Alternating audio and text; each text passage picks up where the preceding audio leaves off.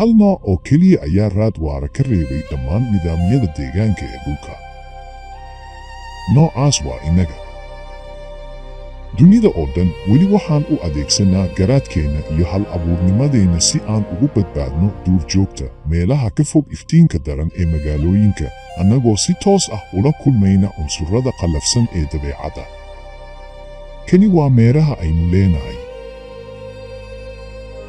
lamadegaanadu waa meelaha ugu kulul uguna qalalan dhulka. waxay daboolaan 3 meelood meel oogada dhulka. qaar ka mid ahna weligood ma arkaan roob.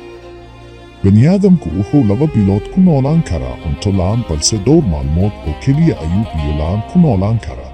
markaan nahay dhallaanka 9 bilood ayaan ku jirnaa dareere nagu wareegsan gudaha uurka hooyadeenna. laakiin dhalashadu waxay naga saartaa dunidaas raaxada leh ee ku dhisan biyaha. laga bilaabo wakhtigaas, nolosha ilmo kasta oo ku dhasha lamadegaan waxaa qeexa raadinta biyaha.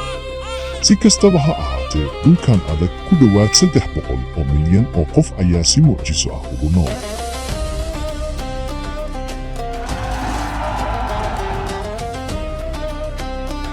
kuwani waa sheekooyinkooda cajiibka ah. saxaraha waa lamadegaanka ugu weyn dunida. wuxuu ku dhow yahay baaxadda dalka Maraykanka. gudaha qalalan ee lamadegaankuna wuxuu dhalin karaa duufaanada ciidda ee ugu xooggan meeraha. dabaylo xooggan ayaa kor u qaada balaayiin xabo oo ciid ah, kana sameeya derbiyo waaweyn oo ciid ah, kuwaas oo gaaraya in ka badan 5,000 oo mitir hawada, 10 jeer ka dheer dhismaha Empire State Building, isla markaana daboola dhul u dhigma baaxadda UK. maalin gudaheeda, madow oo jira 16 sano ayaa dhex socda duufaantan ciidda ah. waa adhijir 3 maalmood ka hor ka baxay gurigiisa si uu biyo ugu raadiyo xoolihiisa.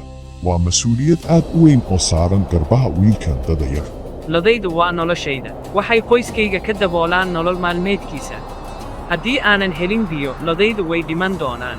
wuxuu keligiis u adkaysanayaa cadhada lamadegaanka, balse caqabad ka sii weyn ayaa weli hortaala.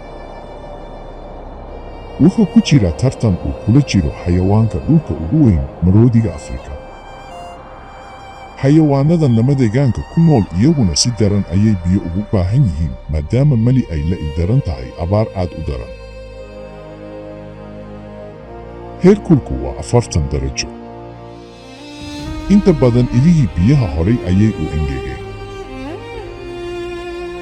hal meel oo keliya, masaafadan 80 kiilomitir ayaa weli leh biyo. waa haro Banzena.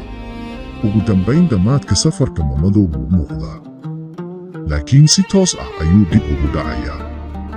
ma aha oo keliya in reer maroodiyaashii waaweynaa ay ka hormareen oo gaareen harada, balse sidoo kale waxay xanibeen waddadii uu biyaha ku gaari lahaa. madow wuu og yahay in maroodiyaashu ku soo yaaci karaan. sidaas darteed aad buu uga taxadaraa inuusan ugu dhowaan. waa heshiis aan xasiloonayn. inta uu ka fekerayo sida uu uga gudbi lahaa. si lama filaan ah, maroodi ayaa ku soo yaaca lodiisa.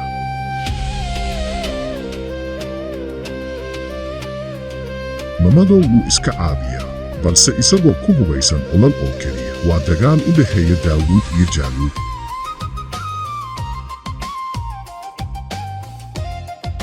geesinimada madow ayaa ku guulaysata inay dib u riixdo in ka badan 50 maroodi.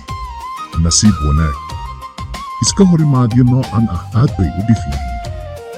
ugu dambayn, madow wuxuu xoolihiisa u kaxeeyaa biyaha nolosha bixiya. maroodiyaashu way ka dhaqaaqaan.